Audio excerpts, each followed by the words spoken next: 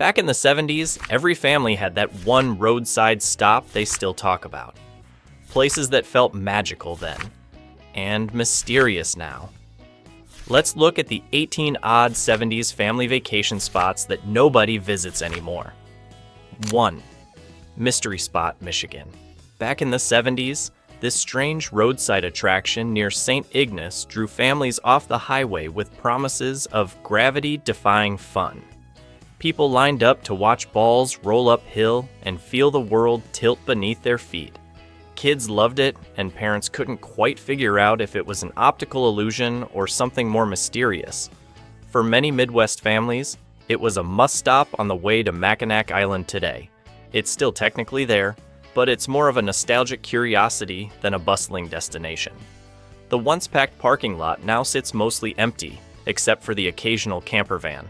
It's a time capsule of roadside Americana, complete with faded signage and hokey physics experiments. For those who grew up visiting, it's a fun, if slightly eerie, blast from the past too. Cypress Gardens, Florida.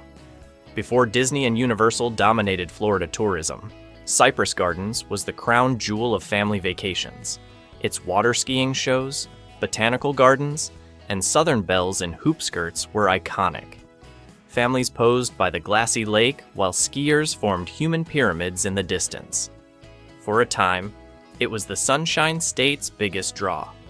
But as the 80s rolled in, the theme park industry changed, and Cypress Gardens couldn't compete. It closed, reopened, and eventually got absorbed into Legoland, Florida. While parts of the original gardens remain, the old-fashioned charm is gone. The air once filled with big band music and applause now hums with the sound of roller coasters. 3. Frontier Village, California. This Western-themed park in San Jose was a hit for families craving cowboy adventures without leaving the suburbs. Kids rode the stagecoach, watched gunfights, and panned for gold, while parents relaxed with a root beer float. It was a simpler time, when small local parks still had heart. By the end of the 70s, though, the land was too valuable to remain a theme park. Frontier Village closed in 1980, replaced by housing developments. Fans still gather for reunions and share photos online, keeping its memory alive.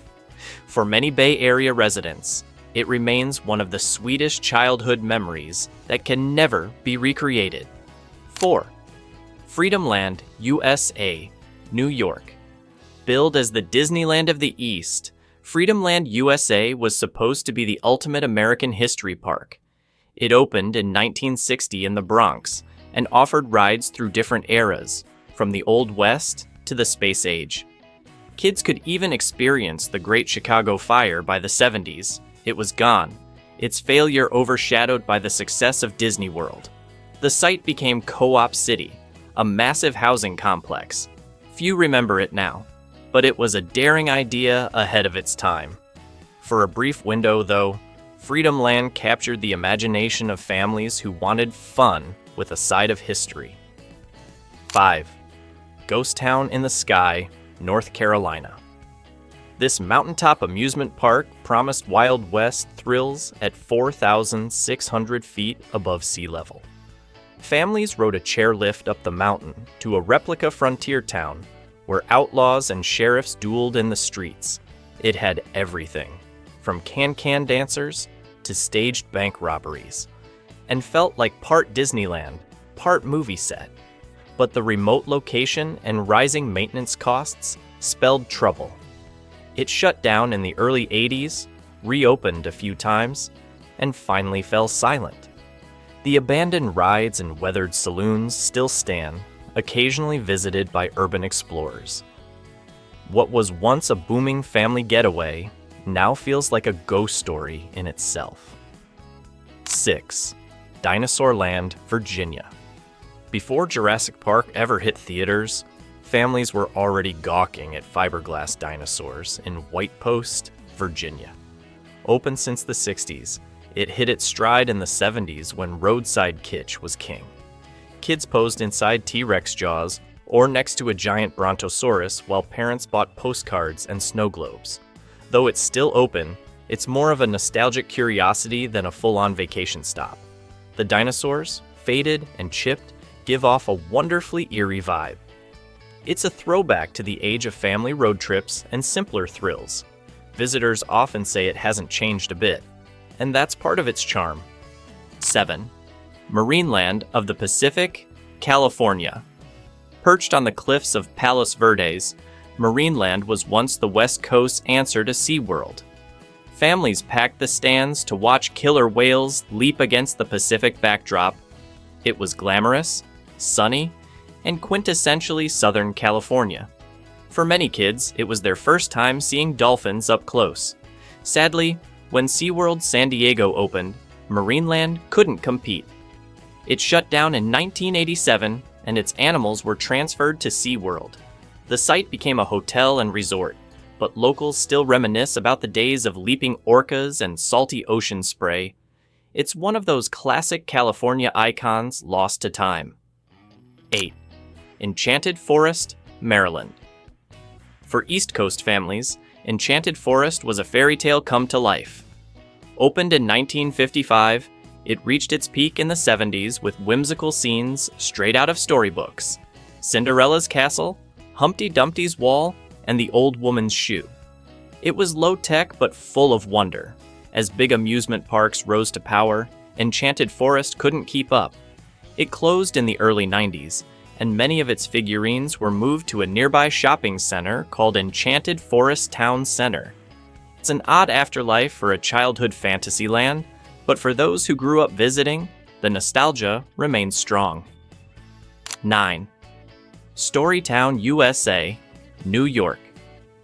Before it became Great Escape, Storytown, USA was a tiny fairy tale park in Lake George.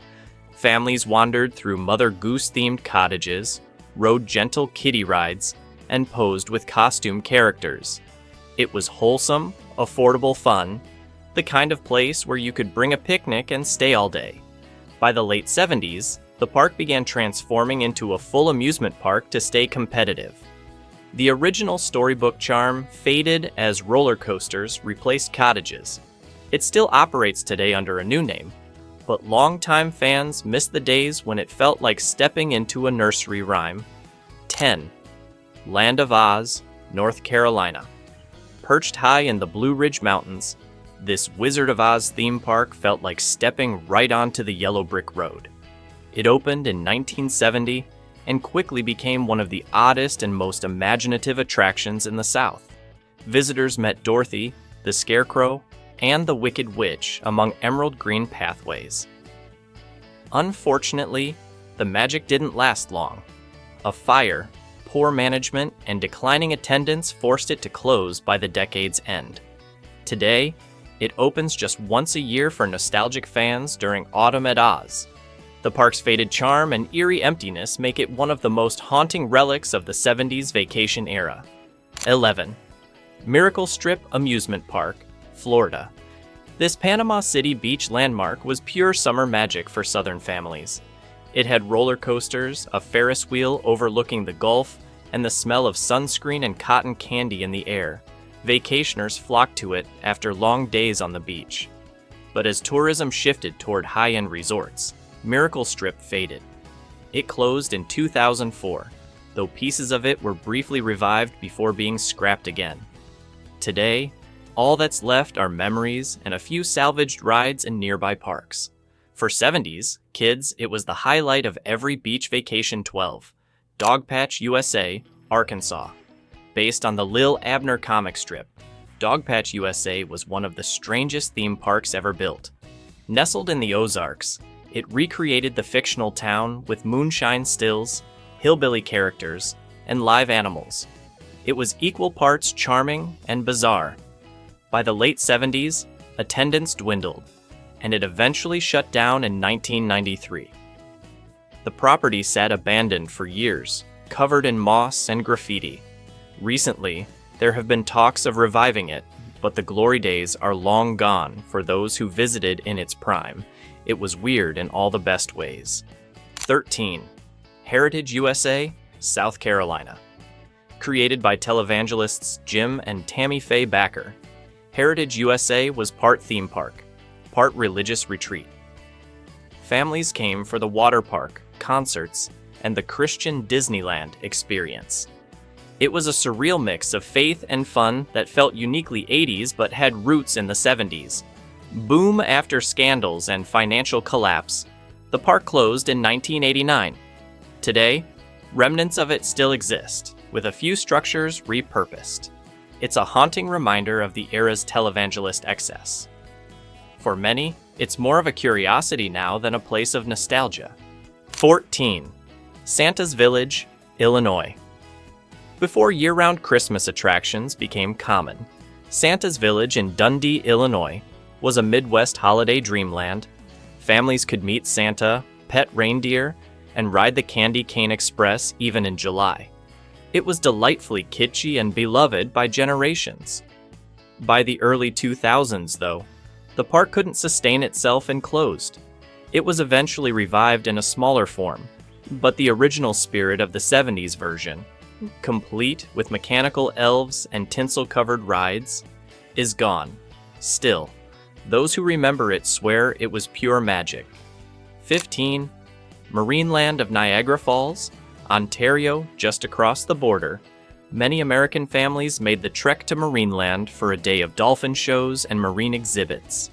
Its jingle, "Everyone Loves Marineland," became an earworm on both sides of the border. It was glitzy for its time, with orcas, seals, and roller coasters. But in recent decades, controversy over animal welfare and declining attendance have cast a shadow over the park. It's still open, though much quieter than it once was. For those who visited in the 70s, it represents a different era of family entertainment, one filled with innocence, excitement, and roadside charm. 16. Six Flags Power Plant, Maryland. When it opened in 1985, this Baltimore attraction was marketed as a futuristic indoor theme park set inside a converted power plant, and families genuinely thought it would be the next big thing. Even though it technically missed the 70s by a few years, its whole vibe, from the neon lights to the quirky edutainment concepts, felt like something dreamt up during the earlier decade. Parents wandered through interactive exhibits, while kids begged to try the cutting-edge arcade games and animated shows. It was supposed to blend science, fantasy, and theme park fun in a way that felt unlike anything else on the East Coast. But the strange layout and confusing attractions left visitors scratching their heads. Attendance never picked up, and the place shut down after just 2 years, becoming one of the shortest-lived theme park experiments ever attempted. Today, the building has been repurposed, and most people have no idea a theme park once existed there. It stands as one of those odd vacation detours families remember simply because it was so strange. 17. Old Tucson Studios, Arizona. In the 70s, Old Tucson Studios was one of those places families visited because it felt like stepping straight into a Western movie set. Built in the 30s for Hollywood productions, it doubled as an amusement-style attraction with live stunt shows, hokey gunfights, and saloon performances. Kids wandered dusty streets where actors dressed as cowboys staged dramatic arrests right in front of them. Parents loved recognizing backdrops from films they grew up watching on TV over time. Newer attractions in Arizona and rising production costs made the studio less of a go-to family vacation spot. It still exists today, but much of the buzz from its heyday has faded, especially after multiple fires destroyed original sets. Visitors now see a more modernized version rather than the charmingly rugged 70s experience. For families who went decades ago, Old Tucson remains a dusty, sun-soaked memory from a completely different era of Travel 18. Magic Mountain, Colorado. In Golden, Colorado, Magic Mountain was originally imagined as a grand Disneyland-style park for the Rockies. When it finally opened its doors, it was much smaller than planned, but 70s families still adored its western streets, costume performers, and simple rides. Parents appreciated that it was affordable and easy to navigate, and kids felt like they'd stepped into their own frontier adventure. The Old West shootouts and stagecoach rides became especially popular during summer vacations.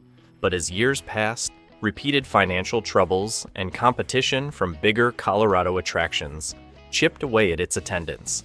Parts of Magic Mountain were eventually absorbed into Heritage Square, a separate entertainment area, and the original theme park vision slowly disappeared.